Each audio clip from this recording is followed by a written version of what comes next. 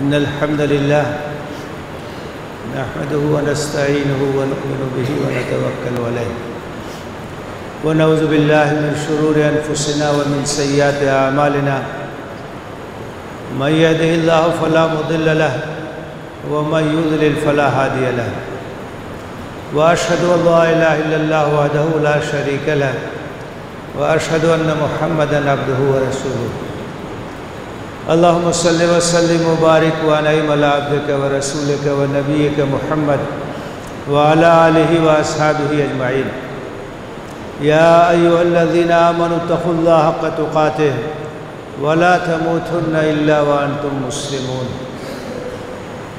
يا أيها الناس اتقوا ربكم الذي خلقكم من نفس واحدة وخلق منها زوجها وبث منهما رجالا كثيرا ونساء واتقوا الله الذي تساءلون به والأرحام إن الله كان عليكم رقيبا يا أيها الذين آمنوا اتقوا الله وقولوا قولا سديدا يصلح لكم أعمالكم ويغفر لكم ذنوبكم ومن يطع الله ورسوله فقد فاز فوزا عظيما أما بعد فإن أصدق الحديث كتاب الله وخير الهدي هدي محمد صلى الله عليه وسلم وشر الأمور محدثاتها وكل محدثة بدعة وكل بدعة ضلالة وكل ضلالة في النار أعوذ بالله من الشيطان الرجيم بسم الله الرحمن الرحيم وأنكحوا الأيام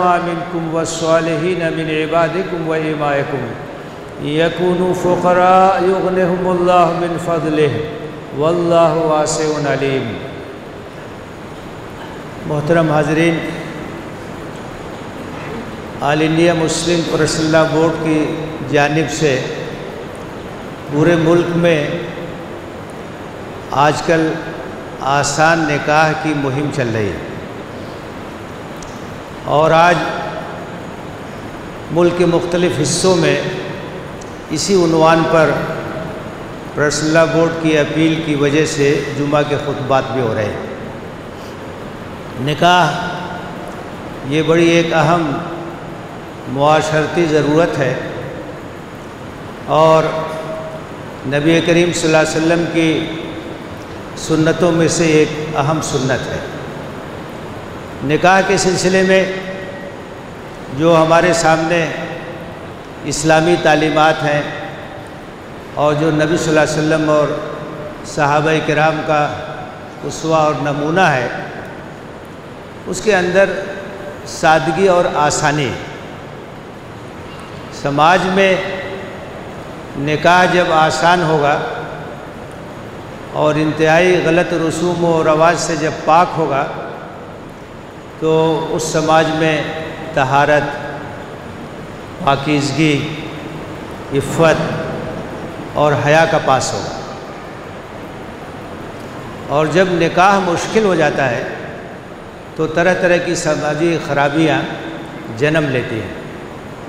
یہ ہماری بدقسمتی ہے، خاص طور سے بر صغیر ہند کے مسلمانوں کی، کہ بہت سی ایسی سماجی برائیاں ہمارے اندر آ گئی ہیں جو ہندوانہ رسوم و رواج سے متاثر ہے۔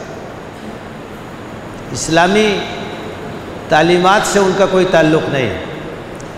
ہماری اپنی جو تہذیب ہے، ہمارا اپنا جو کلچر ہے، ہماری تاریخ ہے، اور جو اس سلسلے میں جو دین کی رہنمائی ہے، اس سے ان کا کوئی تعلق نہیں ہے۔ شادی بیاہ کے تعلق سے بھی بہت ساری رسمیں رائج ہو گئی ہیں جن کی وجہ سے شادی اور نکاح کا معاملہ مشکل اور دشوار ہو گیا۔ خاص طور سے جو غریب لوگ ہیں، نادار لوگ ہیں، جو کمزور لوگ ہیں معاشی لحاظ سے، ان کے لیے اپنی بچیوں کی شادی بہت ایک مشکل معاملہ بن جاتا ہے۔ تو اس سلسلے میں ضرورت اس بات کی ہے کہ اسلامی تعلیمات کو سامنے رکھا جائے۔ اللہ کے رسول صلی اللہ علیہ وسلم نے فرمایا ہے، اعظم النکاح برکتاً ایسرہ مؤونتاً، بابرکت نکاح وہ ہے جو اخراجات کے لحاظ سے ہلکا پھلکا ہو، یعنی آسان ہو، اس کے اندر سادگی ہو، اس کے اندر غلط رسم اور غلط رواج کی پیروی نہ ہو، آسان نکاح ہونا چاہیے۔ قرآن مجید میں نکاح کی ترغیب دی گئی ہے۔ اللہ تعالیٰ نے فرمایا وَأَنكِحُوا الْأَيَامَ مِنكُمْ وَالصَّالِحِينَ مِنْ عِبَادِكُمْ وَإِمَائِكُمْ، جو لوگ بھی غیر شادی شدہ ہیں ان کی شادی کرو۔ سرپرستوں سے خطاب ہے، اولیاء سے خطاب ہے، ذمہ داروں سے خطاب ہے، شادی کی ترغیب ہے، اس کی تاکید ہے۔ اور یہ بھی فرمایا وَالصَّالِحِينَ مِنْ عِبَادِكُمْ وَإِمَائِكُمْ، اس زمانے میں غلاموں اور بادیوں کا بھی رواج تھا، تو ان کی بھی شادی کی ترغیب دی گئی۔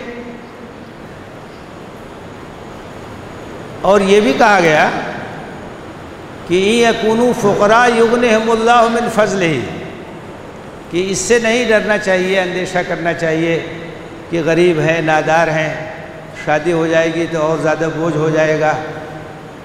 فرمایا کہ اگر وہ نادار ہیں اور کمزور ہے معاشی لحاظ سے، تو اللہ اپنے فضل و کرم سے ان کو غنی بنا دے گا، کشادگی پیدا کر دے گا۔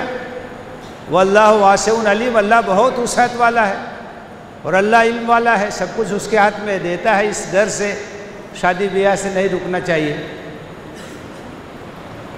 اس کی ترغیب دی گئی۔ نبی صلی اللہ علیہ وسلم نے فرمایا کہ اذا جاءکم من ترضون دینہ وخلقہ فزوجوہ، کہ اچھا رشتہ آ جائے دینی لحاظ سے، اخلاقی لحاظ سے، تو اسے قبول کر لیا کرو۔ ان لم تفعلوا تکن فتنۃ فی الارض وفساد کبیر، اگر ایسا نہیں کرو گے تو زمین میں بڑا فتنہ اور فساد ہوگا۔ تو اس سے یہ بات بھی معلوم ہوئی کہ رشتے کے انتخاب میں دینداری اور اخلاق کو ترجیح دینا چاہیے۔ دینداری کی بنیاد پر، اخلاق کی بنیاد پر، سیرت کی بنیاد پر رشتوں کا انتخاب کرنا چاہیے، اسی میں خیر ہے اور اسی میں برکت ہے۔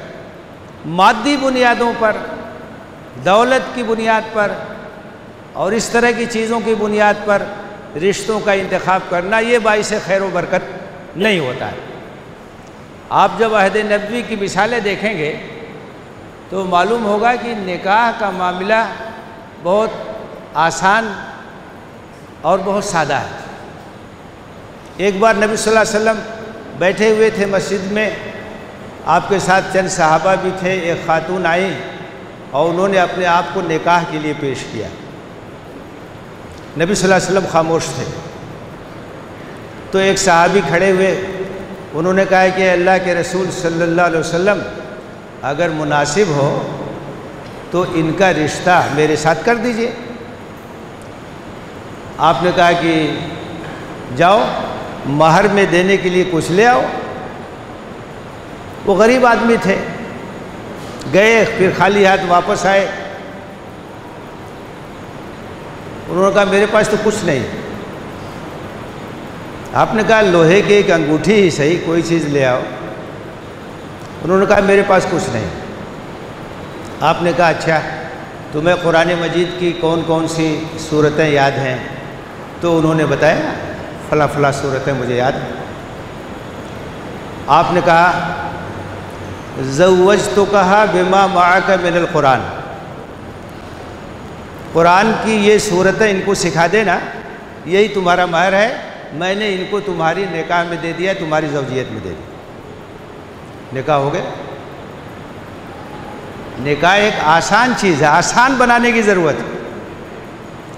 حضرت علی بن ابی طالب رضی اللہ تعالیٰ عنہ بیان کرتے ہیں، ان کی ایک وادی تھی، انہوں نے کہا کہ آپ پیغام دیجئے اللہ کے رسول کو، حضرت فاطمہ کا، حضرت فاطمہ سے اپنا رشتہ کرنے کے لیے آپ ملاقات کیجئے نبی صلی اللہ علیہ وسلم سے۔ تو وہ کہنے لگے مجھے شرم آ رہی تھی، میں کیسے جا کے کہوں، لیکن بار بار انہوں نے کہا۔ تو حضرت علی نبی صلی اللہ علیہ وسلم کی خدمت میں حاضر ہوئے اور سلام کر کے بیٹھ گئے۔ آپ نے کہا کیسے آنا ہوا؟ تو ان کو شرم آ رہی تھی، یہ نہیں کہہ پا رہے تھے کہ حضرت فاطمہ سے نکاح کرنا چاہتا ہوں۔ کہا کہ نہیں، ایسے ملاقات کے لیے آ گیا۔ آپ نے کہا کہ نہیں، تم فاطمہ کا پیغام لے کر کے آئے ہیں؟ کہا کہ ہاں۔ کہا ٹھیک، مہر میں دینے کے لیے کچھ ہے؟ تو انہوں نے کہا میرے پاس کیا ہے؟ آپ نے کہا وہ زرہ تمہارے پاس ہوگی؟ کہا کہ ہاں وہ زرہ ہے۔ کہا ٹھیک، اس زرہ کو حضرت علی ابن ابی طالب رضی اللہ تعالیٰ عنہ فروخت کرنے کے لیے لے گئے کہ پھر اسی قیمت سے مہر وغیرہ ادا ہو جائے گا۔ حضرت عثمان ابن عفان رضی اللہ تعالیٰ عنہ نے 400 درہم میں اسے خرید لیا، اور اس کے بعد یہ کہا کہ 400 درہم بھی تم لے جاؤ اور یہ زرہ بھی تم لے جاؤ، کیونکہ یہ زرہ یہ تمہارے لیے زیادہ مناسب اور تمہیں پیسے کی بھی ضرورت ہے۔ تو اس سے جو ہے 200 درہم مہر اور کچھ انتظامات نبی صلی اللہ علیہ وسلم نے کیے۔ نبی صلی اللہ علیہ وسلم دونوں کے سرپرست تھے۔ فاطمہ تو ان کی بیٹی ہی تھی، حضرت علی بھی ان کی زیر سرپرستی تھے، تو آپ ہی ادھر سے بھی سرپرست تھے، ادھر سے بھی سرپرست تھے۔ تو اس حیثیت سے گھر کے کچھ سامان کا بھی آپ نے انتظام کیا۔ وہاں سے کچھ لوگوں کو غلط فہمی ہو گئی اور وہ جہیز جیسی سماجی برائی کے لیے وہاں سے استدلال کرنے کی کوشش کرتے ہیں، حالانکہ وہ ایک گارجین اور سرپرست کی حیثیت سے آپ حضرت علی کے بھی سرپرست تھے۔ اب ان کا ایک گھر بسانا تھا، تو اس کے لیے جو بڑی بنیادی ضروریات ہوتی ہیں اس طرح کی ضروریات کا آپ نے انتظام کیا، اور اس طرح سے شادی ہو گئی۔ تو شادی بیاہ کو بالکل آسان بنانے کی ضرورت ہے، اور اس کے اندر جو رسمیں ہیں ان رسموں کو ختم کرنے کی ضرورت ہے۔ سب سے پہلی جو رسم ہے وہ منگنی کی رسم ہے، بالکل ہندوانہ رسم۔ ہندوؤں میں آپ دیکھیے منگنی کے لیے کتنا اہتمام، کتنا خرچہ، کیا کیا ہوتا ہے، دنیا بھر کے تماشے ہوتے ہیں۔ یہاں تو کچھ نہیں ہے، مناسب پیغام لڑکی کی طرف سے بھی جا سکتا ہے، لڑکے کی طرف سے بھی جا سکتا ہے، مناسب رشتہ ہے تو اس کے بعد اس رشتے کو قبول کر لیا جاتا ہے۔ منگنی کی جو رسمیں ہیں اس وقت بھی لین دین ہوتا ہے اور بہت کچھ اہتمام کیا جاتا ہے۔ یہ رسم ہندوانہ ہے، مسلمانوں کے اندر سے اس کو ختم کرنا چاہیے، اور بالکل سیدھے سادے طریقے سے رشتہ طے کرنا چاہیے، اور اس میں اس بات کا دھیان رکھنا چاہیے کہ رشتہ طے کرنے میں جو چیز معیار ہے وہ دینداری ہے، وہ اخلاق ہے، وہ کردار ہے، وہ سیرت ہے۔ اس بنیاد پر رشتے کا انتخاب کرنا چاہیے۔ اس کے بعد جب عقد ہو سادگی کے ساتھ ہو جائے۔ یہ بارات کی رسم بھی غیر اسلامی ہے، بارات کا کوئی تصور نہیں، اور اس بات کو یاد رکھنا چاہیے کہ ہم جب اپنی تاریخ دیکھتے ہیں، سیرت کو دیکھتے ہیں، صحابہ کرام کے حالات کو دیکھتے ہیں، شادی کے تعلق سے لڑکی والوں کے اوپر کوئی بار نہیں ہونا چاہیے۔ اسلام کا جو سسٹم ہے، مہر لڑکے کو دینی ہے، ولیمہ اپنی حیثیت کے مطابق لڑکے کو کرنا ہے، لڑکی کے اوپر یا اس کے گارجین اور اس کے سرپرست کے اوپر کوئی بار نہیں ہونا چاہیے۔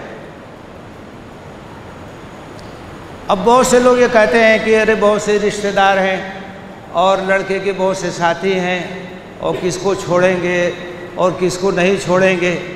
بھائی جس کو بھی آپ کو کھلانا پلانا ہو اپنے ولیمے میں کھلائیے، دوسرے کے دروازے پہ لے جا کے زبردستی کھانا یہ کون سی شرافت کی بات ہے؟ یہ تو شرافت کے خلاف بات ہے۔ ہمارے مہمان تم کھلاؤ، آپ کو کھلانا ہے آپ ولیمے میں بلائیے، جس کو بلا سکتے ہو بلائیے۔ لڑکی کے گھر لے جانے کی کیا ضرورت ہے؟ اور لے ہی نہیں جاتے ہیں، بلکہ فرمائش بھی ہوتی ہے کہ فلاں فلاں چیزوں کا اہتمام ہونا چاہیے، اور تھوڑا سا فرق پڑ گیا تو ناراض ہو جاتے ہیں۔ یہ انتہائی بے شرمی کی بات ہے۔ ارے شام کو آئیے، عصر کے وقت عصر کی نماز پڑھیے، 4 آدمی 5 آدمی مسجد میں نکاح ہو جائے، چائے پیجیے، رخصتی ہو جائے، بات ختم ہو جائے۔ بارات کو ختم کرنے کی ضرورت ہے۔ بارات کا سسٹم نہیں ہونا چاہیے، لڑکی کے ہاں کھانے پینے کا اہتمام نہیں ہونا چاہیے، بڑی بڑی دعوتوں کا اہتمام نہیں ہونا چاہیے۔ جو غریب پریوار کے لوگ ہیں وہ مقروض ہو جاتے ہیں، زیربار ہو جاتے ہیں، سودی قرضے تک لینے پہ مجبور ہوتے ہیں۔ یہ سوچ لینا چاہیے، یہاں تک صورتحال پہنچ گئی کہ جو بیچارے نادار ہیں وہ اپنی بچی کی شادی کرنے کے لیے سودی قرضے تک لینے پر مجبور ہو جاتے ہیں۔ کس کے اوپر اس کا وبال ہوگا؟ بارات بالکل نہیں جانی چاہیے۔ اور یہ جو جہیز کی لعنت ہے، اس کو تو ایک دم سے ختم کرنا چاہیے۔ گھر کو بسانا اپنی حیثیت کے مطابق یہ ذمہ داری لڑکے کی ہے، اس کے والد کی ہے، اس کے سرپرست کی ہے۔ اب لڑکی کے گھر سے سب سامان آتا ہے، وہاں سے فرنیچر آتا ہے، وہاں سے مسحری آتی ہے، وہاں سے فریج، وہاں سے واشنگ مشین، وہاں سے برتن، وہاں سے فین، پتہ نہیں کیا کیا چیزیں آتی۔ کتنی غیر مناسب بات ہے۔ آپ کو اپنا گھر بسانا ہے تو آپ یہ امید کیوں کرتے ہیں، یہ فرمائش کیوں کرتے ہیں کہ وہاں سے سامان آئے؟ جہیز لینا اور جہیز دینا، جہیز کا مطالبہ کرنا، یہ سب غیر اسلامی چیزیں ہیں۔ بغیر جہیز کے شادی ہونی چاہیے، بغیر بارات کے شادی ہونی چاہیے، تمام رسموں سے بالکل پاک صاف شادی ہونی چاہیے۔ اور اس سلسلے میں جو اصل مثال قائم کر سکتے ہیں وہ ہمارے خوشحال لوگ قائم کر سکتے ہیں، جن کے پاس حیثیت ہے لیکن اس کے باوجود اگر وہ سادگی سے نکاح کریں گے تو معاشرے میں ایک مثال قائم ہو۔ ایک غریب آدمی ہوگا تو لوگ کہیں گے یہ مجبور ہے تو کچھ کر نہیں سکتا، لیکن ایک مالدار آدمی ہے، خوشحال آدمی ہے، اس کے باوجود وہ اپنے بیٹے کی شادی سادگی کے ساتھ کرے۔ بارات نہیں جائے گی، جہیز نہیں لیں گے، رسم اور رواج سے پاک شادی ہوگی تو اس سے مثال قائم ہوگی۔ اور اس سلسلے میں سب سے جو اہم رول ادا کر سکتے ہیں وہ ہمارے نوجوان ادا کر سکتے ہیں۔ نوجوانوں کو یہ فیصلہ کرنا چاہیے، ان کو یہ اعلان کرنا چاہیے کہ ہماری شادی سنت کے مطابق ہوگی، ہماری شادی سادگی کے ساتھ ہوگی، ہماری شادی میں بارات نہیں جائے گی، 4 آدمی جائیں گے، عصر کی نماز پڑھیں گے مسجد میں، وہی نکاح ہو جائے گا، اور ہم جہیز نہیں لیں گے۔ اسلامی تعلیمات کے مطابق ہماری شادی۔ اللہ کا شکر ہے آج بہت سے ایسے نوجوان ہیں جو سادگی کے ساتھ شادی کر رہے ہیں اور ایک مثال قائم کر رہے ہیں۔ اور ایسی مثالیں بھی ہم نے دیکھی ہیں کہ بعض نوجوانوں نے کہا کہ ہم جہیز نہیں لیں گے، وہ لڑکی والوں نے سوچا کہ ایسے ہی انہوں نے کہہ دیا ہے اور انہوں نے اپنے طور سے جہیز کا انتظام کر دیا، اور جب رخصتی ہونے لگی تو گاڑی پر جہیز کا سامان لدوانے لگے، انہوں نے اتروا دیا، کہا کہ ہم نے منع کیا تھا کہ ہم جہیز نہیں لیں گے، اور کوئی چیز لے جانے کے لیے تیار نہیں۔ تو اصل جو اس میں رول ادا کر سکتے ہیں وہ ہمارے نوجوان ادا کر سکتے ہیں۔ نوجوانوں کو فیصلہ کرنا چاہیے، ان کو اعلان کرنا چاہیے، ان کو مثال قائم کرنی چاہیے کہ ہماری شادی سادگی کے ساتھ ہوگی، ہمارا نکاح مسنون نکاح ہوگا اور اسلامی تعلیمات کے مطابق ہوگا، رسم اور رواج کی ہم کوئی رعایت اور اس کی کوئی پرواہ نہیں کریں۔ آسان نکاح کو رواج دیجیے۔ نکاح جب آسان ہوگا سماج کے اندر اس کے بہت خوشگوار اثرات پڑیں گے۔ نکاح مشکل ہوگا تو طرح طرح کی خرابیاں وہ سماج کے اندر جنم لیتی۔ تو اس بات کا فیصلہ یہ ہمارے نوجوانوں کی مروت کے بھی خلاف ہے اور ان کی حمیت کے بھی خلاف ہے اور ان کی غیرت کے بھی خلاف ہے کہ دوسری جگہ سے سامان آئے، آپ اپنے پسینے سے کمائیے، آپ کو جو اللہ نے دیا ہے اس کے مطابق اپنے بال بچوں کو کھلائیے پلائیے، اپنے گھر کو بسائیے، یہ آپ کی اپنی ذمہ داری ہے۔ لڑکی کے یہاں سے کوئی سامان آئے گا، لڑکی کے یہاں سے موٹر سائیکل آئے گی تب آپ بیٹھیں گے، وہاں سے کار آئے گی تب آپ بیٹھیں گے، یہ آپ کی غیرت کے بھی خلاف ہے اور آپ کی حمیت کے بھی خلاف بات۔ اپنے پسینے پر، اپنے پسینے کی کمائی پر بھروسہ کیجیے، اپنی غیرت اپنی حمیت کا لحاظ کیجیے، آسان نکاح کو رواج دیجیے۔ اور نکاح کے موقع پر، شادی بیاہ کے موقع پر جو فضول خرچیاں ہوتی ہیں، جو غلط رسمیں ہیں، ان رسموں کا خاتمہ کیجیے۔ اس سے ایک بہت بڑا فائدہ یہ بھی ہوگا کہ ہم جس ملک میں رہتے ہیں، جس سماج میں رہتے ہیں، جس معاشرے میں رہتے ہیں، بہت بڑی تعداد وہاں برادران وطن کی ہے، غیر مسلم بھائیوں کی ہے۔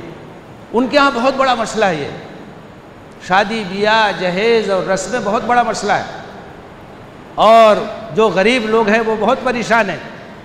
تو اگر ہم سادگی کے ساتھ شادی کریں گے، ہمارا نکاح اگر آسان ہوگا تو یہ ان کے لیے بھی ایک مثال ہوگی، اور ان کے لیے بھی ایک نمونہ ہوگا۔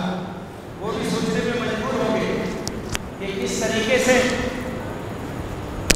مسلمانوں کے اندر اتنی سادگی کے ساتھ اور اتنی آسانی کے ساتھ شادیاں ہوتی ہیں۔